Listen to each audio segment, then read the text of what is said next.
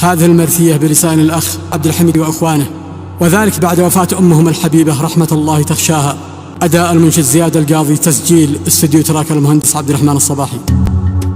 يا إلهي ربي وحسبي يا وكيلي اجبر مصابي، ما بها أحد غيرك درابي، تعلم أسراري وما خفيتها. أنت عزمي وقل جهدي بعد أمي قد زاد همي، والحزن صار مكتوب باسمي، موت أمي لث ما رأيتها. رزح ظهري وتاج راسي، من بها كون شادد لباسي، بعدها عشت اقوى مآسي، والاسافيني قد ذا عصيتها. سهم الاقدار صوب سهامه نحو قلبي ترك علامه، صاب صدري بكل اهتمامه، كني قلبي مسكنه وبيته. في ثمي عجزت اعبر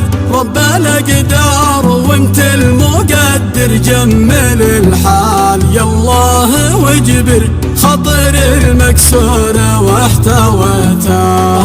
ما صعب فرقاش يمه كل شي صار ما قدرت انسى، دام والموت سنه من الله، فالقدر يالله وانا رضيته. راحت الروح واغلى الحبايب، بعدها القلب قصر ذايب، طاح عزمي والراس شايب، من حين فارقت أم الحبيبة. كانت أمي أغلى الحبايب، كانت الروح لا جيت تعب، يمه بعد غلايب، الحياة عندي صارت غريبة. ما بقى لي بعدش مصاحب، ذقت بعدش كل المصاعب، أمسي الليل والدمع ساكب، دنيتي بعدش أضحت كئيبة. ابنش اليوم قلبه تحطم، راح من كان القلب الأرحم، صرح ظهري بعدش تحطم، بعد من هيلي أقرب قريبة. ما توقعت أبقى لحالي،